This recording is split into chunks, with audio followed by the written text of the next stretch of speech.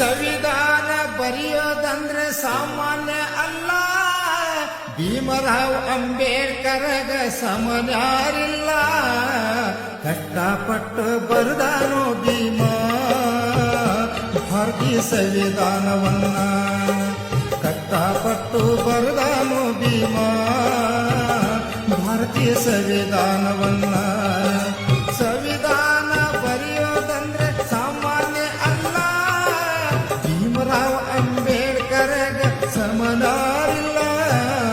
ಕಷ್ಟಪಟ್ಟು ಬರೆದಾನು ಭೀಮ ಭಾರತೀಯ ಸಂವಿಧಾನವನ್ನ, ಕಷ್ಟಪಟ್ಟು ಬರೆದಾನು ಭೀಮ ಭಾರತೀಯ ಸಂವಿಧಾನವನ್ನ.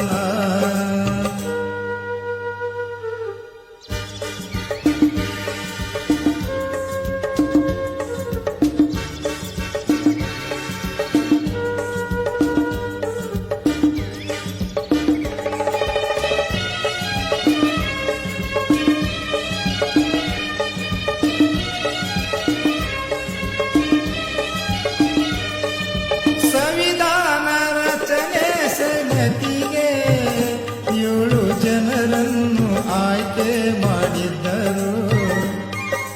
ಕರಡು ಸಮಿತಿ ಅಧ್ಯಕ್ಷರು ನಮ್ಮ ಭೀಮರಾವ್ ಅಂಬೇಡ್ಕರರಾಗಿದ್ದರು.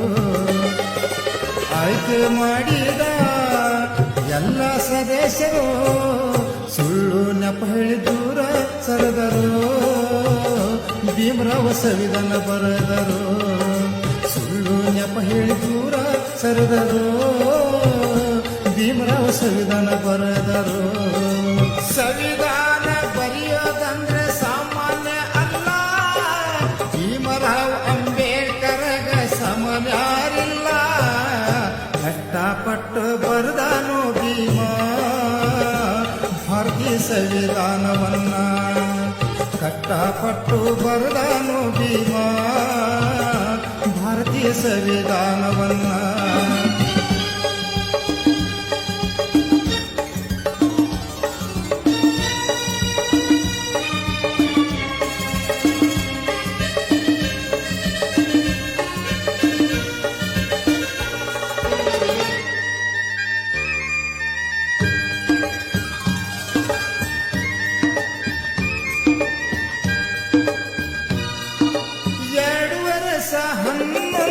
ತಿಂಗಳು 17 ದಿನದಲ್ಲಿ ಸಂವಿಧಾನ ಬರೆದರು.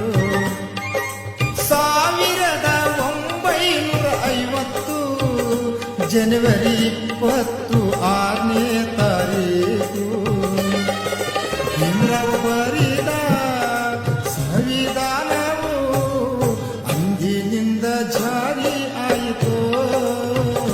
ದೇಶವ ಗಣರಾಜ್ಯವಾಯಿತು, ಅಂದಿನಿಂದ ಜಾರಿಗೆ ಬಂದಿತು, ಪ್ರಜಾರಾಜ್ಯವಾಯಿತು.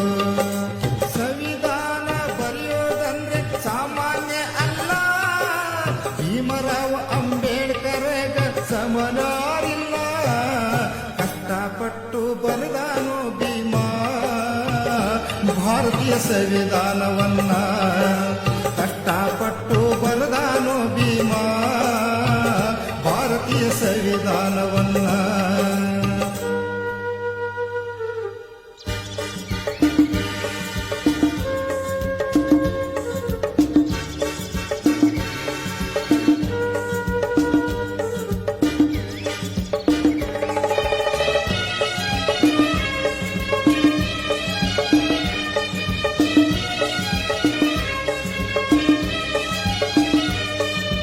ಅಜ್ಞಾನ ಎಂಬ ಕಲ್ಲನ್ನು ದುಡಿದ ಭೀಮರಾವ ಹಗಲಿರಳು ಶ್ರಮ ವಹಿಸಿ ಸಮಬಾಳು ಸಮಾನತೆಯ ಬಯಸಿ ಸಂವಿಧಾನ ಬರಿದಾನು ಜೀವ ಕಡೆಗಣಿಸಿ ಕೊಟ್ರೇಶ ಕಂದ ಬರದ ಈ ಕವನ ನಾಗರಾಜ ಹಾಡಿ ಹೇಳ್ಯಾನೋ ಪೂರ್ಣ ತಪ್ಪು ಇದ್ದರ ಕ್ಷಮಿಸಿರಿ ನಾಗರಾಜ ಹಾಡಿ ಹೇಳ್ಯಾನೋ ಪೂರ್ಣ ತಪ್ಪು ಇದ್ದರ ಕ್ಷಮಿಸಿರಿ ಸಂವಿಧಾನ ಬರೆಯೋದಂದ್ರೆ ಸಾಮಾನ್ಯ ಅಲ್ಲ ಭೀಮರಾವ್ ಅಂಬೇಡ್ಕರ್ಗ ಸಮನಾರಿಲ್ಲ ಕಷ್ಟಪಟ್ಟು ಬರೆದಾನೋ ಭೀಮಾ ಭಾರತೀಯ ಸಂವಿಧಾನವನ್ನ ಕಷ್ಟಪಟ್ಟು ಬರೆದಾನೋ ಭೀಮಾ ಭಾರತೀಯ ಸಂವಿಧಾನವನ್ನ. ಈ ಗೀತೆಗೆ ಸಾಹಿತ್ಯವನ್ನು ರಚಿಸಿದವರು ಗದಗ ಜಿಲ್ಲೆಯ ಗದಗ ತಾಲೂಕಿನ ನೀಲಗುಂದ ಗ್ರಾಮದ ಯುವ ಸಾಹಿತಿ ಕೊಟ್ರೇಶ್ ಆರ್ ಜಕ್ಕಂನವರು. ಇವರ ಮೊಬೈಲ್ ನಂಬರ್ 8722586698 ಹಾಗೂ ಈ ಗೀತೆಯನ್ನು ಹಾಡಿದವರು ಜಾನಪದ ಅಕಾಡೆಮಿ ಪ್ರಶಸ್ತಿ ವಿಜೇತರಾದ ಶ್ರೀ ನಾಗರಾಜ್ ಎನ್ ಜಕ್ಕಂನವರು, ಸಾಕಿನ್ ನೀಲಗುಂದ, ತಾಲೂಕ್ ಜಿಲ್ಲಾ ಗದಗ. ಇವರ ಮೊಬೈಲ್ ನಂಬರ್ 8310644542. ಈ ಗೀತೆಗೆ ಸಹಾಯ ಮತ್ತು ಸಹಕಾರ ನೀಡಿದವರು